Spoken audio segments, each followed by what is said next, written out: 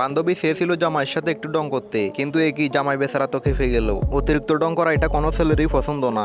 ঠিক বলেছো বন্ধুর অস্থির বাঙালি আর একটি নতুন পার্টি আপনাদেরকে স্বাগতম। বরাবরের মতো আজকে ভিডিওটি অনেক ফানি এবং মজাদার হতে চলেছে। ভিডিওটি শুরু করার আগে আপনারা যারা আমাদের চ্যানেলটি সাবস্ক্রাইব করেননি তারা তাড়াতাড়ি আমাদের চ্যানেলটি সাবস্ক্রাইব করে ফেলুন। তো চলুন আজকে ভিডিওটি শুরু করা যাক। দেখুন ঘরের মধ্যে কড়াই না থাকলেও কিভাবে কড়াই ছাড়া ডিম ভাজি করা যায়। যাদের বাসায় কড়াই নাই তারা চাইলে টেকনিকটা শিখে রাখতে পারেন। পারি না আর পারি না, আমি কেন মরি না, আজরাইল কি চিনে না। এইটাও সম্ভব? তেমন কিছু না গাইস, আমার বন্ধুর যখন মন ভালো থাকে আসল টাচটা একটু পরেই দেখতে পারবেন।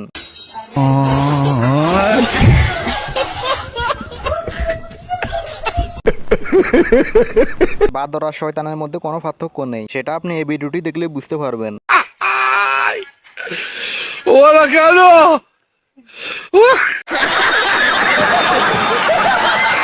ক্যামেরাম্যান ভাইটা মনে হয় একটু কনফিউজ হয়ে গেছে, কেননা হাতের সাথে তো মুখ তো কোনোভাবে মিলতেছে না, তাই একটু জুম করে দেখতেছে আর কি। পরে ক্যামেরাম্যান ভাইটা বুঝতে পারলো আসলে মুখের সাথে হাত পায়ের কেন মিল নেই।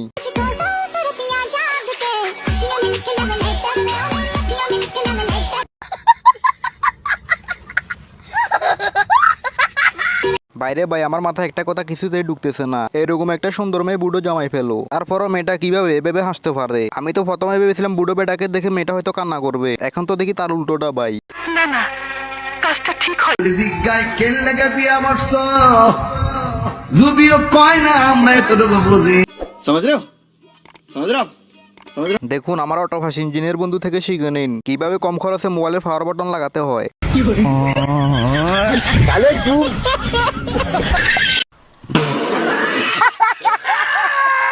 দেখুন পাশে থাকা আপুটি বাইটি কি গান শুনে সেটা কিভাবে চেক করতেছে।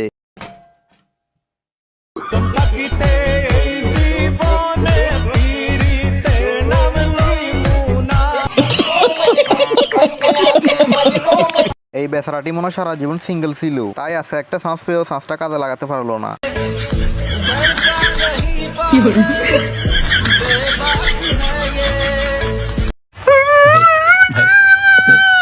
বাইটির মতো এরকম কার কার সাথে হয়েছে কমেন্টে অবশ্যই উত্তরটা দিয়ে যাবেন। সিগারেট খাওয়া ছেলেরা এরকম বিপদে হয়তো মোটামুটি সবাই পড়েছেন, ভাই শেষটার জন্য মোটেও প্রস্তুত ছিলাম না।